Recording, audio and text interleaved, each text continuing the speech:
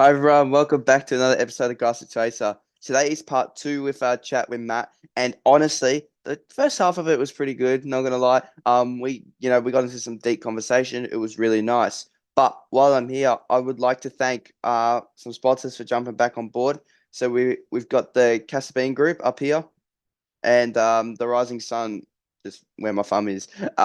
Yeah, those guys have been supporting me since my karting days, and they have followed my journey the whole way up until now. And they're both jumping back on board this year, so I really do appreciate it. And remember, guys, enjoy this episode of Grassroots Racer, and don't forget to like and subscribe.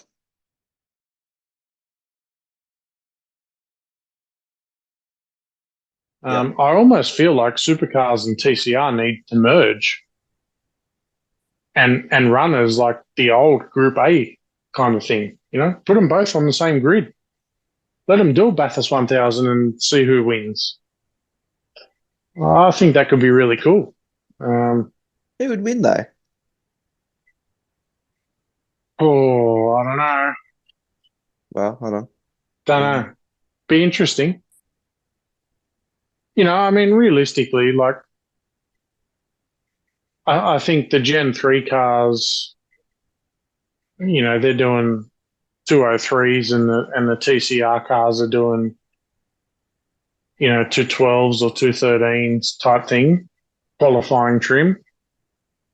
I honestly think, you know, if you look at the old days of a supercar or like call it a 1992 spec car, a Group A car, you know, the Skylines were doing 213s, 212s, and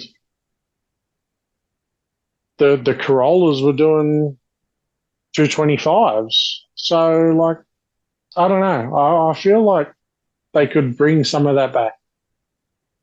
You Yeah, know, I really do. Just my opinion. I'm having a look here, and it says, okay, so Brody Kostecki's pole lap was a 2:04, and Yep. Tony D'Alberto did a 2 minute 13. But was that a So we're 9 seconds. So we're 9 seconds different. So then what you need to do is go and have a look at probably the last Group A race, which was 1992, and see what the difference was. And admittedly, like a Corolla never had a chance of winning the 1000, but maybe one of the BMWs did. yeah, So like, I think it's relevant. You know, I think maybe like a Class A, Class B type thing. yeah. Just split them up into I don't know. different groups, like almost like running GT3 and 4 on the track at the same time. Mate, exactly right. Exactly right.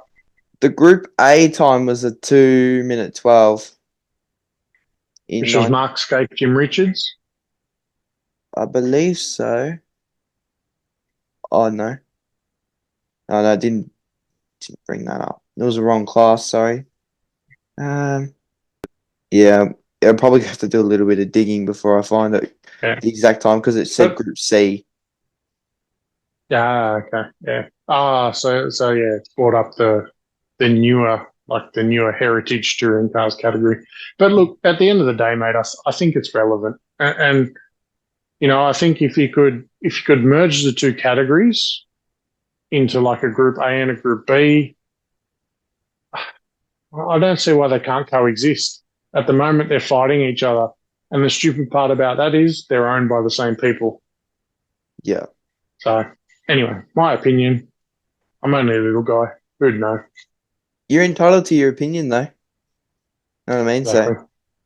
everyone's allowed to have their opinion. Whether they would listen to the fans, probably not. But you know, if the American dream for them is going to bring in more money, they'll probably continue to follow that route. So, but I think you'll lose fans, and then in turn you'll probably start losing money. But Well, and this is the conversation that's going on at the moment. Right? Is do you support a team or do you support a driver? And I mm, think a lot of the people that wear merch, and hey, I'm wearing merch right now, but that's business. yeah, Um, I think a lot of people that support a driver buy team merch. They don't buy driver merch. So, I think that needs to be addressed, and you know, love him or hate him, Peter Adderton, Boost Mobile, and he's got his finger on the pulse. He always has. He was the one. He was part of what kicked off super touring in Australia back in the day. Yeah. Like 94-ish, 95-ish, when super touring broke out from Group A, and then when it became V8 Supercar or V8 touring cars or whatever it was. So that guy has his finger on the pulse. He's a very smart man, and I think the powers that be should probably listen to him. Yeah, look, I do actually follow him on social media on his Instagram, and I do take time to read his posts. Obviously, in my position, with what I sort of do media wise, I do the podcast. I do a radio show on Wednesday nights normally, but it's kind of been called off for a little bit because the guy's sick. But look, I got to stay up to date with these sort of things, so I read up on. I try and gather as much information, and look, I have to agree with what he says sometimes, but at the same time, you got to remember there is two sides to a story. So, look, no doubt, no doubt. And look, obviously, he's supercars. Oh, you go, sorry, yeah. Mate, he's a polarizing figure, no matter which way you look at it, whether you're on the left or the right. But I think if you have the foresight to read down the middle, then I think you'll find good and bad in his comments and call it arguments or whatever, or points towards or against, and that's everything, right? Yeah, you got to look at it subjectively. Simple as that. Yeah, and I look at his stuff, and like I say, I'm sort of in the middle. I do see a lot of good reasoning behind his comments, but at the same time, you got to remember that these guys rejected him, so he's got something out for them a little bit in a way as well. Yeah. So you got to remember there's those two factors. So not only does he have facts behind his arguments, he's also, he's been rejected by them, so he's gonna have a little bit of hate for him. That's right. That's right. And then, mate, I'll be the first to say exactly that. But I think if you look at it subjectively, there's good and bad for everything. And that's the same as everybody's opinion, and that's why everybody's entitled to one. Yeah. Yeah, and like I was saying, whether it's actually taken into account or not by some people, it's another thing. But that's right. It's and unfortunately, this is the sad reality about supercars is there's political arguments over about it now because they've sort of let this happen. To be honest, you can't say political is Ford versus Holden. That's passion. This is sort of correct. Is supercars going in the wrong? Yeah, is supercars now going in the wrong direction? Mate. Passion and politics should never mix. It's like business and pleasure should never mix, unless you're me, because I've made a career out of being involved in motorsport, somewhat, unfortunately, or fortunately, however you look at it. But yes, passion and politics, no, you're 100% right there, mate. And hey, look, a 16-year-old kid to say that, dude, on point. Simple as that. Love it. It's not, you can't sit here and lie, to be honest. You've got to sort of, I'm not going to lie to make someone I don't know happy. But also at the same time, I'm not out here to burn bridges. So, look, I think if supercars, I don't really know. It's just like I'm saying, there's not much passion anymore. That's all there really is to it. You know why? And again, I take it back to what I said 10 minutes ago or 5 minutes ago, whatever it was. Unfortunately, you don't have Holden anymore. Yes, you have Ford, but Australians aren't Holden people. Australians aren't Chev people. They are Holden people. And when people started putting Chev badges on the front of V Commodores, that started the demise of Holden. And hey, here we are. And now they can't buy the car that they support. So it's like, well, what do you do now? You put a Chev badge on the front of the Holden Cruise because that's what a Holden Cruise was, a Chevy Cruise. Yeah. So then we may as well go support TCR. But they all laughed at that car. So it's like you want it one way, but you don't want it the other.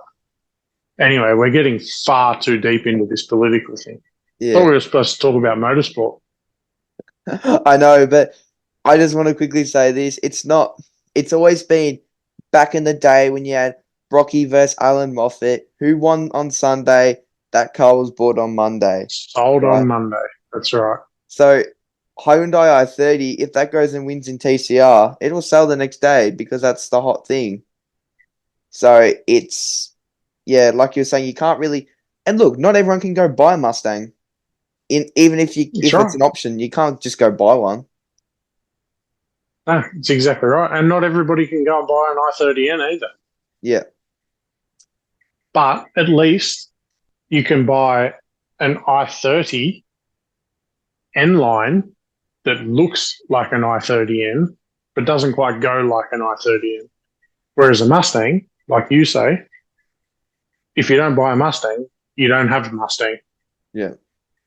So the relevance is all starting to change. And look, again, I'll bring this back. 20 years ago when 25, when Peter Ayrton started this thing, Super Touring, you couldn't go and buy the Vauxhall Cavalier. You couldn't go and buy that BMW. You couldn't go and buy the Alfa Romeo 156, whatever it was back then. Whereas now, you can buy the slightly lower model that looks the same, but doesn't go quite as good. Yeah. So like it's a cycle, right? It's a cycle. 100%. Anyway, let's get back to motorsport. Yeah. But look, like, I think the Group D stuff is really good because when you got Toyota 86 racing, you can still go buy a Toyota 86. It's a sporty car. I'm not going to say it's affordable, but I'm not going to say it's expensive either. You know what I mean? It's a good sporty car that, you know, you can see lots of kids my age racing them nowadays, and they're doing a really good job of it. And again, it depends what you want to do, mate. Like you can go race a Toyota 86 in production cars at, I don't know, probably a quarter of the cost of going the Toyota 86 series. Yeah. But if you've got some backing, then why not have a crack, you know? But I can tell you, to go and run a Toyota 86 in the national series in 2024 is going to cost you the best part of 130, 140 grand without damage.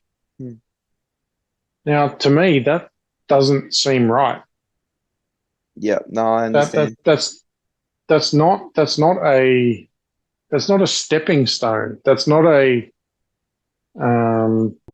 that's not an affordable category for somebody to go, I can go test my mettle and have a crack. Yeah. But that's my opinion. Again, that's my opinion. Yeah. You know, TCR is going to cost you big dollars, you know, and mate, if you want to go Super 3 or Super 2, you're talking 500K plus. Mm-hmm. That's you know, that sort of money is not just floating around anymore, unfortunately. Yeah, especially for someone like I'll bring myself up. I'm doing this not on my own because I will admit my parents are 100% there for me, but by the same time they haven't got the money to throw me in the cars, so I've got to go look for my sponsors, and it's one of them things where my parents can't walk in the door and ask them for money for me because how does that work? If my dad goes in there and says, I want you to help my son out, what's the point if I'm not there talking to him myself? So that's right, because you might get a Formula Ford seat or you might get a Toyota 86 seat by that happening. But then what happens at the next step when, you know what, you've gone from 150K to a 300K budget, and it's all about you. It's not about your connections. It's all about you. Yeah. If you don't have that ability very early on, and I'm not saying you don't, obviously, because mate, you are doing a fantastic job of everything that you do. Thank you. But if you don't have that ability to put yourself out there and then do it all by yourself with no connections and face the rejection that you're going to face, you're never going to get anywhere in this business as a driver, and that's hard. It's hard to take. It is 100%, and I'll tell you, Matt, I think every business, I've nearly faced every business I think in my local town. Gone door knocking since 8 years old. It's not an easy game, but look, rejection, it's second nature now. Yeah, But look, the guys who are with me, they understand that it's not.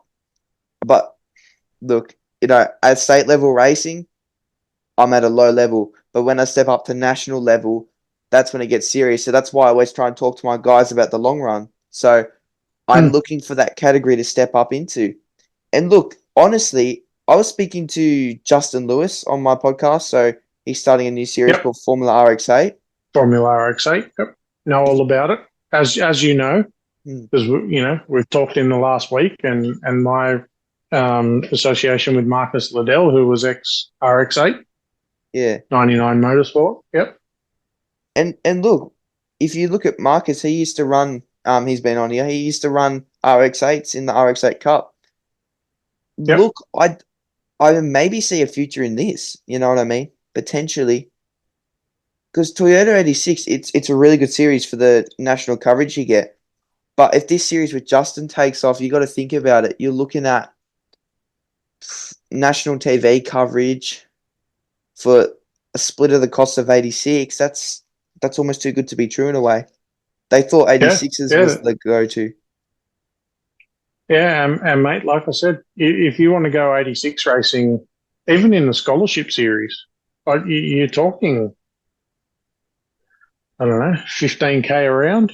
I would assume if you're paying somebody to do the transport and so forth. Obviously you can do it cheaper as a a family run operation, call it that.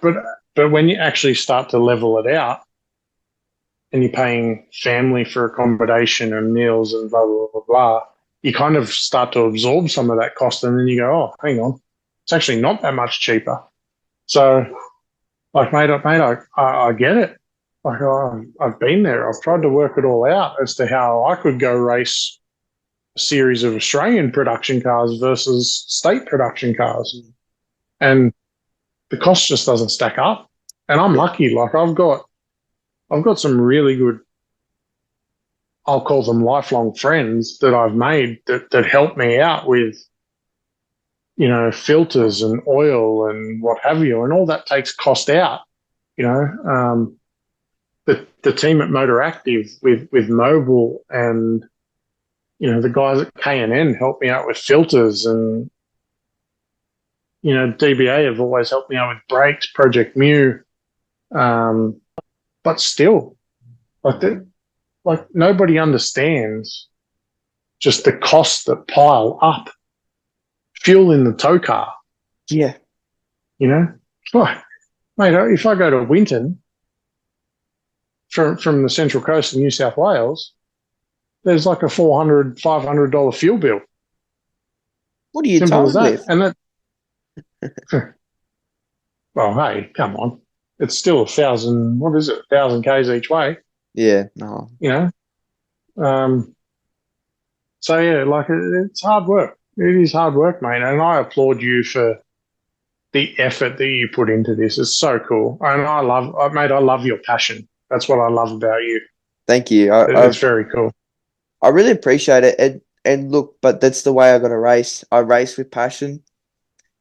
Every time I go out on the track, I race like it's my last. honestly, that's how I got through this year. I didn't even finish the championship because I actually didn't know when my last race was going to be, so I had to drive every round like it was, and that's unfortunate.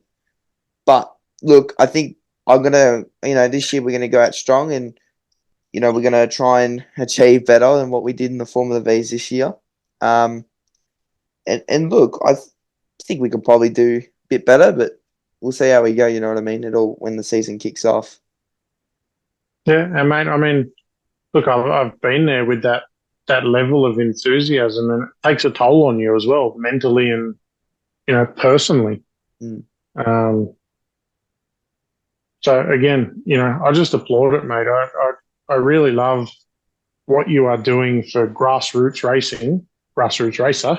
Yeah, Um, it's very cool. You are bringing a spotlight to something that even at a low level is very difficult to achieve. And take it back. I'm super proud of my dad for what he achieved back in the day when I was young. Um, my uncle achieved some cool stuff, raced at Bathurst, in the 1000, won a Formula Ford championship. That wasn't easy. My parents helped a lot that year. Um, like I've got lifelong friends that, you know, I call racetrack dad from those days that still help me out now. And mate, I hope you have the same because at the end of the day, look, it's a really cool sport. It's a great atmosphere. And if you can have your family doing it, it makes the world of difference. I wouldn't do it, like I said to you before, I wouldn't do it if my wife didn't enjoy it. If my wife hated it, I would not be allowed to do it. yeah, It's as simple as that. Like, because it time is such a consuming. time, it's such a money hungry, time hungry sport that you need the support of the people around you. So, yeah, mate, I just applaud what you're doing. I love it. Thank you. And look, I'll be honest. The reason this started was I listened to a lot of V8 Sleuth and Rusty's Garage, right? So, and I'm actually really happy that I have had Rusty on here. So cool to speak to him. And Yeah, I was thinking, look, the guys have a great podcast, but I know every guest who is on that show, you know what I mean? Like they've got some sort of historical background, Australia wide, everyone knows about it. So I thought, I've wanted to do a podcast. I want to try and give my sponsors a bit of airtime because when COVID was around, I wasn't racing. So I thought, why don't I start a podcast and talk to people at Grassroots Motorsport who don't get talked about? So yeah, I love it. this is what we're going to try and do. I'm going to try and gain a really big following. I'm going to hope gain a really big following. So then when I talk to people like yourself and you're able to tell your story, they click on the link, they go follow you, and then, you've got a good fan base behind you. They want to keep seeing what you're doing. Not only does it help you, the guys who support you, so your sponsors, your partners, they get something out of it as well. And that's sort of what I want to do. I want to try and help because I'm in that situation. So Yeah, if I can use this as a tool to help others in my situation, even though, like I say, it doesn't matter what age you are, grassroots motorsport, it's still not cheap. no, So it's just one of them no. things where if I can help out, I will. And look, mate, I mean, my old man, you know, he he was a driver trainer next to Colin Bond. One of the greats of Australian motorsport. They did driver training together at ARDC, and Dad still does just club level motorsport and loves it to this day.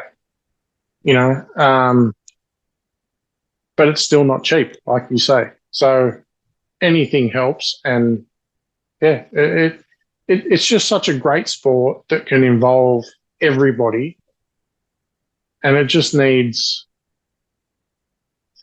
needs this, Yeah. right?